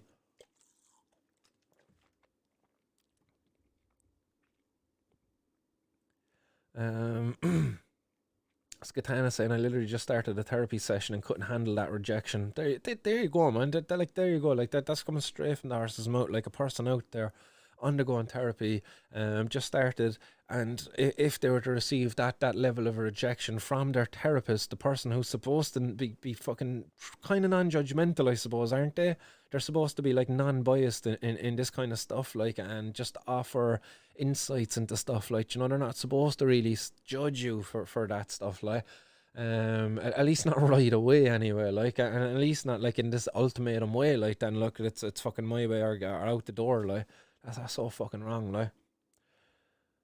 And Darren T is asking anything happening in Dublin tomorrow. I'm not too sure what the crack is above in Dublin. I think there's something happening in Phoenix Park, guys. So if you're above in Dublin, guys, get your consumables and head down to the monument in Phoenix Park. I believe somebody said there last week anyway that they're going to be down there doing their thing, and hopefully there's just a fucking impromptu gathering where nobody's the organizer, or you know what, I can be the organizer. If you want to blame me, I'm more than happy to take the blame for it, like. But yeah, like, above in Phoenix Park, guys, head on down there for a smoke if you're above in Dublin. Head on down about 3 o'clock, bring your picnic and shit like that. And at about 4:20, like, just start sparking them up, you know, start eating into your cookies, do your thing. And Ken, I see your comment there. Kenny says, thanks, Martin. I share again below in case there's others out there. These doctors need to wake up to the true benefits. Video was great, and well done to the 420 family. Tomorrow will be my last day smoking for a bit. My psychiatrist won't see me if I'm medicating with the herb. The old mental health is not great at the moment. Lockdown didn't help. There you go, man. I'm not a person who suffered with my mental health before, but certainly not being able to go training and things, meet all the buddies, teach my classes, so much. I see it in my kids as well, like, you know, not being able to go to school for so long, man, you know. So I do empathize with you there, but I'll continue anyway with with your comment. Um, so he says, my only comfort is having a few talks, and mental health services in Ireland are a joke. They're way or no way. I'm sure many are in the same sinking boat. Best wishes if you are. These doctors need educating on cannabis. The amount of bullshit they told me to try brainwashing me into their ways. I'll play along for a bit. I have no choice. Only positive is it's a bit of a tolerance break. So looking forward to my first smoke after a break. Well, there you go. If there's any positive to take away, a little involuntary tolerance break, if you will. But still, you don't need that fucking judgment to be burdening you. Like, you know what I mean? It should be in your psychiatrist's interest to be working with you, and judging you like this in that kind of a way is certainly not fucking. It's definitely not helpful. No, look, I don't know enough of your case, but what you're saying here, like, is that the cannabis was helping you. So who am I to judge? Like, and who is that psychiatrist to judge? Like, he only knows these fucking medications. If that's what he's taught to work with, he knows nothing about how cannabis works, or how it doesn't work. You know, they know nothing. They only know the fucking the myths, the propaganda by the government. Like, and your thanks again for sharing your story and your experience, because as others are saying, like, you're not alone out there. There's so many people in the exact same boat as you. So thanks again, Ken, for sharing that. Podge says, I'll defo think an age limit is the best thing to do for a future plan, and as a stepping stone of acceptance and end prohibition. Yeah, I always talk about an age limit in place. I think an age limit is certainly needed for just the kind of social use of cannabis. You know, but for therapeutic uses, I definitely think there could be an argument there for younger people. Certainly younger people maybe with mental health issues. Like, again, you know, these things no age limit. So if they're to benefit, you know, I wouldn't argue against their therapeutic medical access at any age. But yeah, nice one for your comment, Podge, nonetheless. Shaking on the bucket says, 1PLSD seems very interesting. That is very interesting. I had a buddy who was mad about it and taught me many great things. I've never tried 1PLSD myself, but I know a bit about it. The pharmacology of it. It's what's known as a prodrug. So when you consume it, it's a legal version of a molecule that when you consume, your body converts it into the drug that actually makes you hallucinate then. So it converts it into some version of LSD anyway, whether it actually be LSD, lysergic diethylamide 25. I don't know that for exact sure, but it's a prodrug anyway. It itself is not active. It gets activated once it gets in and your liver and stuff like that. So yeah, I done a bit of homework on that back in the day because I had a buddy in herbal science. If you're out there listening, you know who you are. He fucking was mad about that 1PLSD. He fucking really, he used to buy in sheets of the stuff. Like, he was banging her out and everything. Like, I think he was anyway. I don't know. He was just buying it in anyway. I'd say no more. I get him in trouble. We didn't have a fucking B class. David Burke says, Martin, I think more would be interested in your peaceful protest than you think. Really like your protest in the Garda station. If we all got together and clogged the system, it would be a strong message. 100%, guys. This is what I'm saying. Like, our community it's large and it's vast. We're very diverse. Because we're so hidden in the closet. There's so many closeted cannabis consumers out there. I get messages from people from all walks of life. I've met people from all walks of life, and over my time, people coming here from overseas working in fucking blue chip, literally very high end companies here in Ireland. Amazon, there was Pfizer, Johnson Johnson. I've had guys coming from overseas, and I ran the Facebook page Cork Cannabis Club, and they would always message that page. Come here, anywhere in Cork, I would get a hook up and stuff like that. And I was always interested in meeting up with these guys, so I've often met up and helped them out, pointed them in the right direction, if you will. And it was very interesting, you know, some of them coming over here earning six fucking figures. And one guy working for Amazon came from South America. He was going to be like the head honcho at the Amazon in one of their South American depots. And he was coming here to be trained. And I was at my buddy's wedding at the time, and I was in Spain, and I missed I missed him by a week. He arrived the day after I left, and I was here. I was gone for a week, and in that week, the guy fucking went and tried to buy cannabis off a guy outside of the Clarion Hotel, the Clayton Hotel, I think it was, whichever one is down there on the dock anyway by the quay. And there was a guy sitting on the bench. He was like, "Come here, can you get me some cannabis? How much do you want? Half ounce, grand, 200 quid. No bother." He goes, here, he brought him on a walk. He brought him up to the Old Oak. And I don't know if people know the Old Oak, and this is before it was closed because of COVID and all this shit, pre-COVID times. He was like, "The guy is in here. Give me the money. I'll go in and get the stuff, and I'll be back out."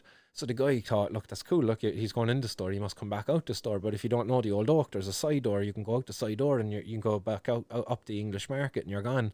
And that's exactly what your man done. He took the $200 off of this fucking this guy from South America. He was only here 2 days, I believe. He said he was here, and he just fucking hightailed it and gone.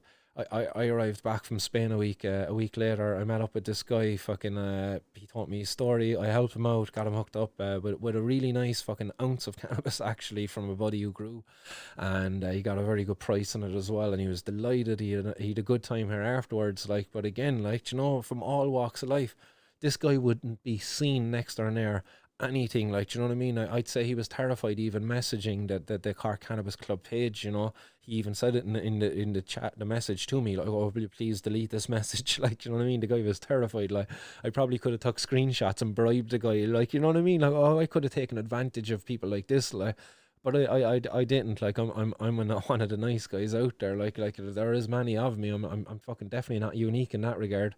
But there certainly is some bad characters, as sadly that individual found out that day. Who else is out there? Adam O'Brien, he says, "I smoke weed, so I'm seen as a mentally ill criminal." Makes sense, don't it, Mr. Fian? There you go, man. There's so many people out there in Irish society who are very disfucking heartened about the how Frank Fian views us as individuals. Andy Sharrington says, "Just being prescribed medical cannabis for anxiety. Can't believe it. I'm in the north, but still it's an amazing, expensive, but amazing." So you've gotten access to a private prescription, as I believe, as you say, it's expensive. So fucking happy days. That's great to hear patients able to avail of access to cannabis, albeit expensive. Hopefully, maybe through loosening of restrictions, fucking the end of prohibition, maybe. That price will go down over time. But really, it is reflective of that two-tier system, like that if you were one of these patients who couldn't afford it, you still too would be forced to break the law. Maybe you would be forced to be one of these patients who would have to buy into that fucking can card scheme or something like that. Who knows, really.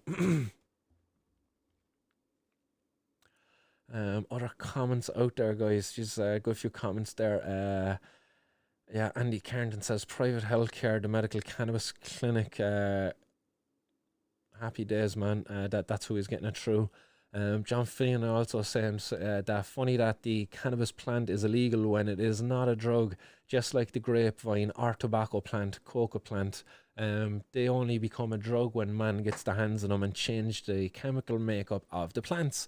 100%, John. I couldn't agree with you more there, man. Yeah, tobacco, cocoa, you know, coca, all of those plants, man. Opium, it's all plants. It's not until man gets his hands on them then that we kind of extract it, put it into more purer forms.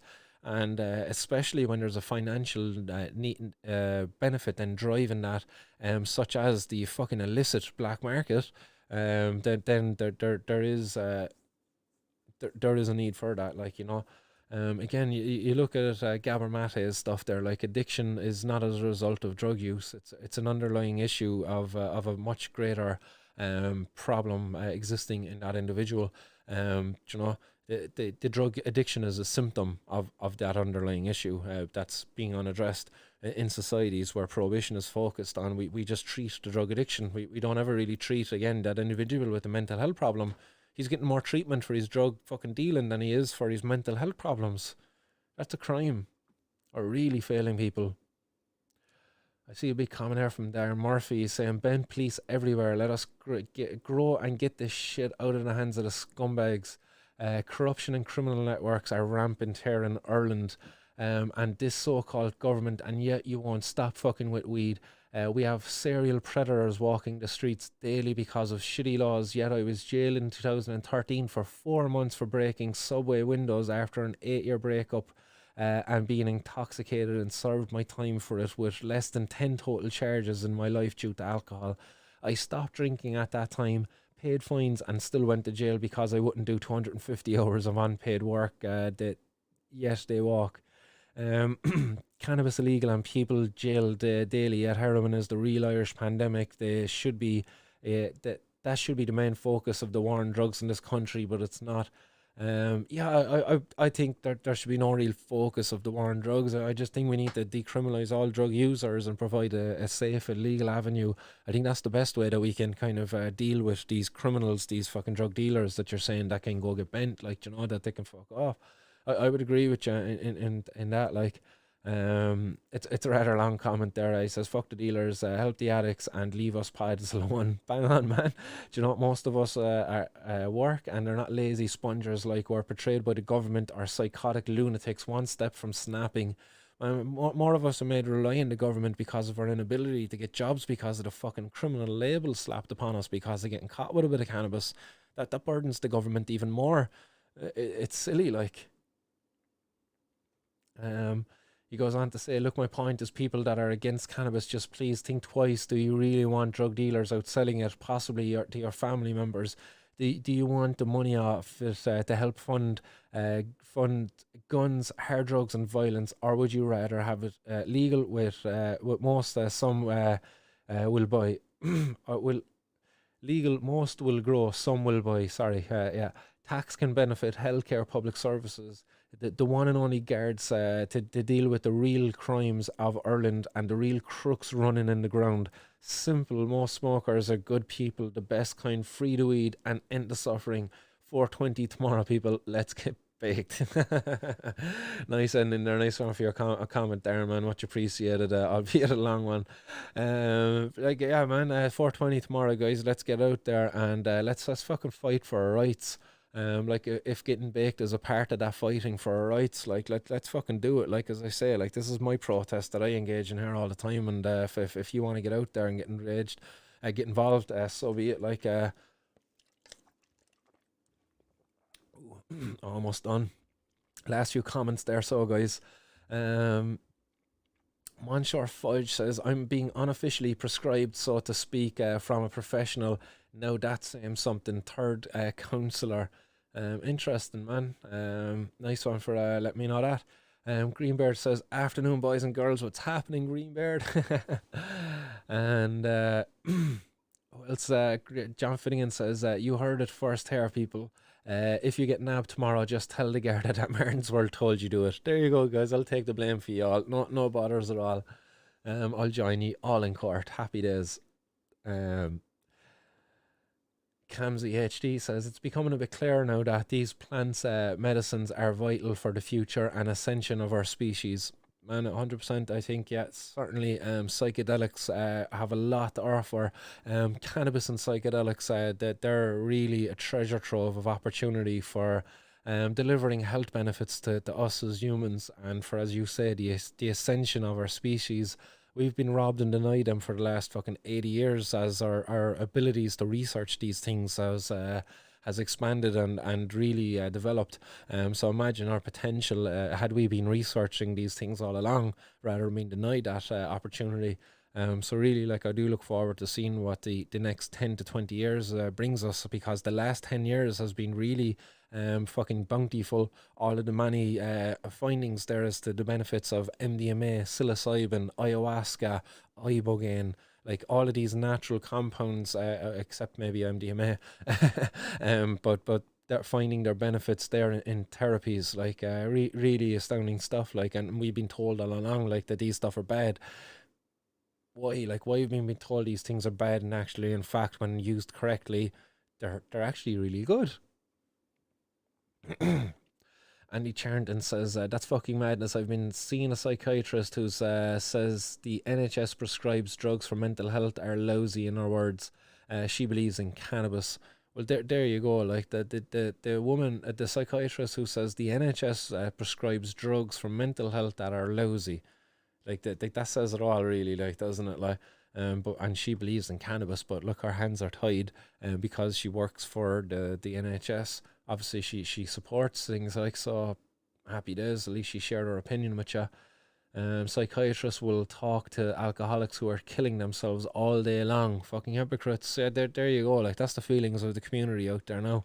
That the psychiatrists will talk to the alcoholics, but they won't talk to the cannabis consumers who have mental health problem because of X, Y, or Z reasons. Like, you know, whatever it might be.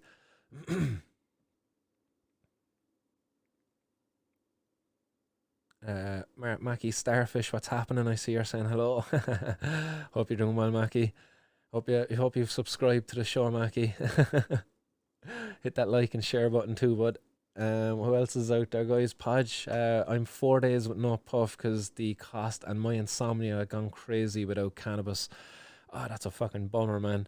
Do you know, there's one thing actually about when you're going through these tolerance breaks, if you will, is the vividness of your dreams. Sometimes like they're just so colorful and really like just dense. Like, you know, I don't know if that's a correct description, like, but they're just so vivid and real, like, and intense. Maybe that's more accurate. And yeah, certainly, I've noticed that before when I've had these abstinence things. Like, I've rather enjoyed that actually about the break is getting those intense dreams. But certainly, yeah, I can see how that could be problematic and the cause a bit of insomnia for some people.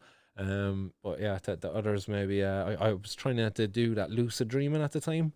So I was trying to abstain from cannabis in order to engage more with my dreams. And it wasn't a big issue. Like, it was easy to abstain from the cannabis at that time. It didn't take too much fucking willpower at all, really.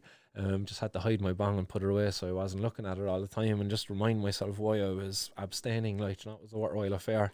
I think I'd done it for a few weeks and yeah, I kind of gave up on it then after a while. I wasn't really able to engage fully with the lucid dreaming. I then went on to try to do the Wim Hof thing afterwards a bit more, and I also failed on the Wim Hof fucking cold showers as well, man. That stuff is, but I'm going back to that actually quite soon, interestingly enough. But yeah.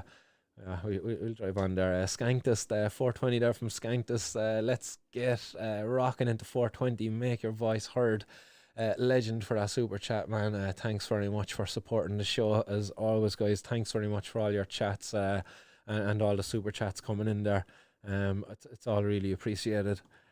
And yeah, as the Skitanist says here, make your voice heard, guys. Get out there and be represented wherever you might be. If you want to come down to Cork City tomorrow, guys, be there, or outside of the Cork City Library. I'm going to be there from 3 o'clock myself. I got my loudspeaker, as you just seen there earlier. It's ready, so you'll hear me before you see me, probably.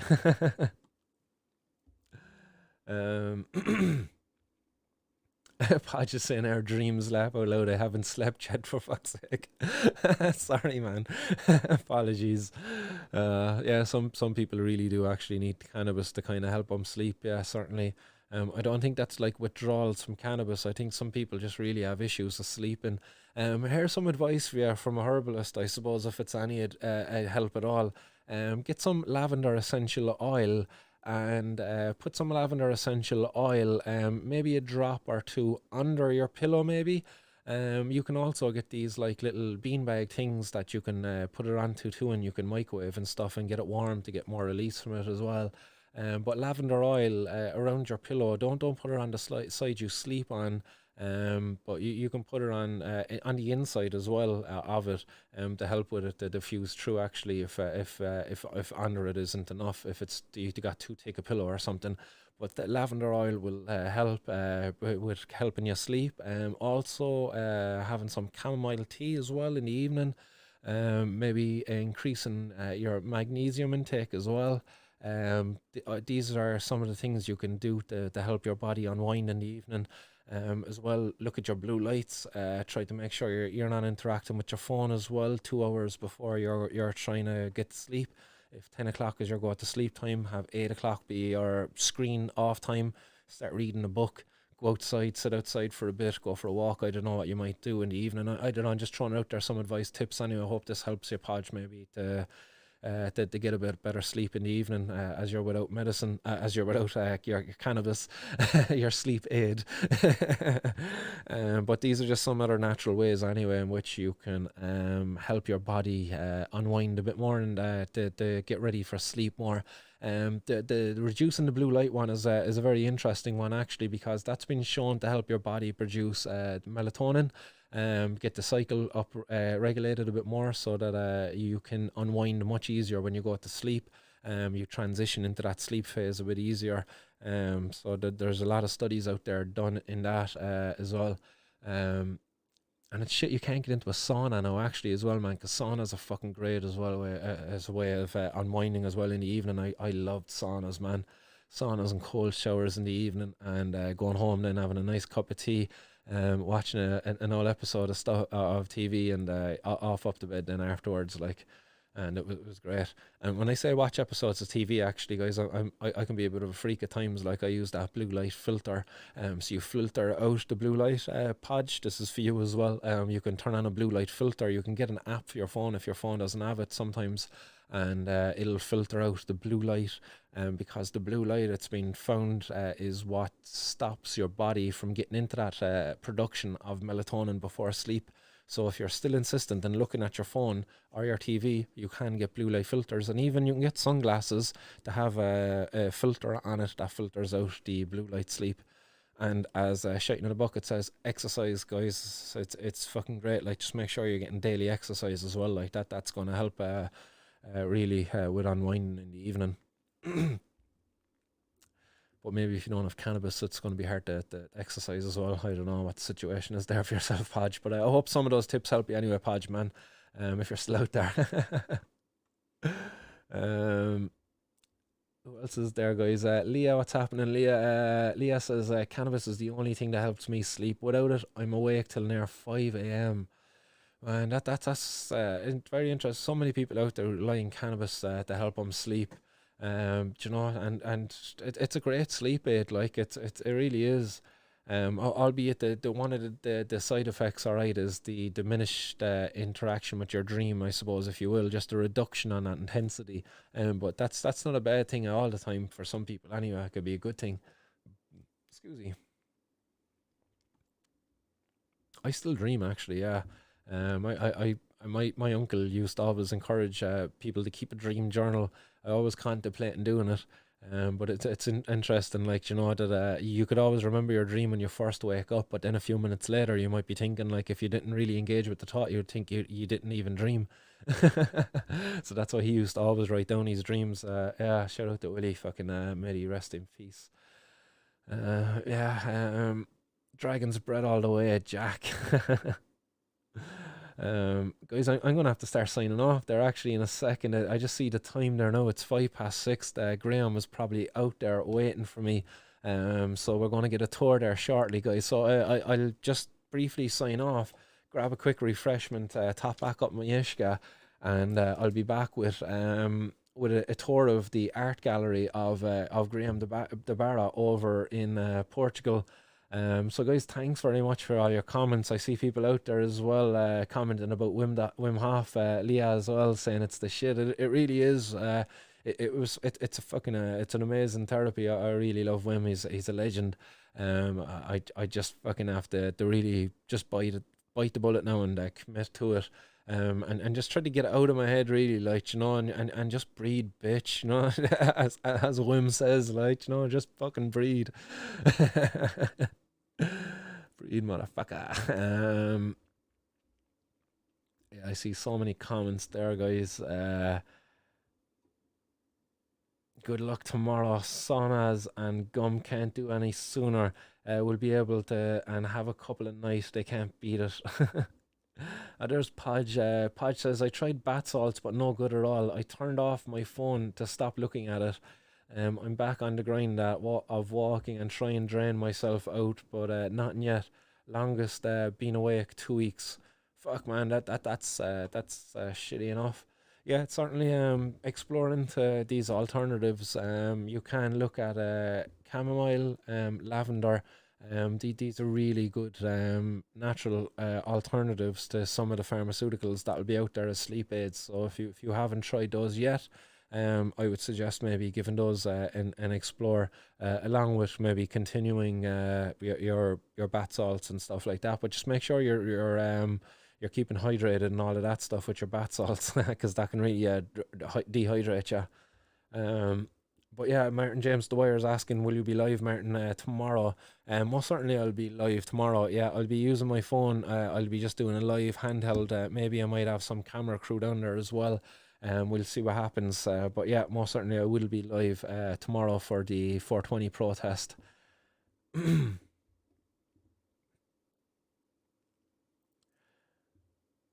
Okay, Pod just saying there, I'm 16 years dealing with it and sleep aids don't work. So yeah, it certainly sounds like an issue that lavender and chamomile probably aren't strong enough to deal with.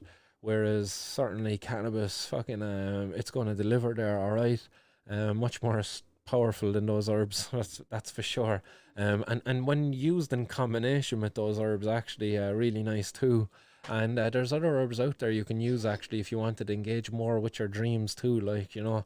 But look, I'm gonna fucking keep on waffling there, and I'll try not to. Miss Dowes says, Jesus Podge, have you tried CBD and CBG at least? Yeah, that's a good alternative there as well. Some of the CBD and CBG strains as an alternative. Maybe look at what's on offering out there on Little Collins, Endoka, and some of the other suppliers as well. Weed is king. My doctor has a full case study on my insomnia when on and off the smoke. Well, there you go. Like, and you know what they will try to tell you, that your insomnia is as a result of you smoking. You know, even though you had insomnia before, let's say, you know, you started smoking or whatever. They will always try to blame it on the cannabis, don't they? Like that they're fucking cunts. Like, ah. But look, and shout out there to Jamie Power. Best of luck tomorrow, Martin, and legend there for the super chat again, Jamie. Guys, you're all fucking legends out there, and thanks very much everybody for staying tuned. An hour and 50 minutes into the show, guys. I apologize. Like, I always intend for these things to be 45 minutes to an hour long, and I get into the comment section and I end up fucking waffling on with you, and I enjoy all of it. Like, I really do. And thanks very much, guys, for all your continued support and engagement in the show. And I will be back tomorrow, guys. I'll be back much sooner than normal. I'll be back tomorrow at about 3 o'clock. I might start up a live video at some stage. I probably won't be able to go live for the whole day because of battery power issues. You know, it drains the battery fairly quick. So I'll try to get as much as possible live, and a lot of it will be recorded then as well, and we'll put out a post production video then as well, you know, after that all happens. So yeah, guys, see y'all tomorrow. See whoever I see down in the city tomorrow, and best of luck to everybody else out there protesting as well, guys. Just to remind people, we have Kerry, we have Dublin, we have we have Wicklow, I believe. We have Offaly, I believe. We have Belfast. We have Louth. There we go. We have 6 counties. Or we have Kerry, I think I said. Did I say Kerry? Maybe. We have 7 counties. So as well, anybody else out there, let me know by tomorrow. But I will be back there. Oh yeah, I'll be back as well in about 20 minutes there. 10 minutes actually, probably, nonetheless. Graham's probably out there fucking cursing me right now, waiting. Yeah, Graham was saying give a 15 to 20 minute intermission there after the show, so sweet. I'll see you guys at 1:30. Let's say 1:30 there for the show, okay, guys? That gives everybody time there to go do your bits and pieces. And yeah, I'll see you in about 20 minutes, guys. So keep it blazed out there, guys, and much love. Keep her lit.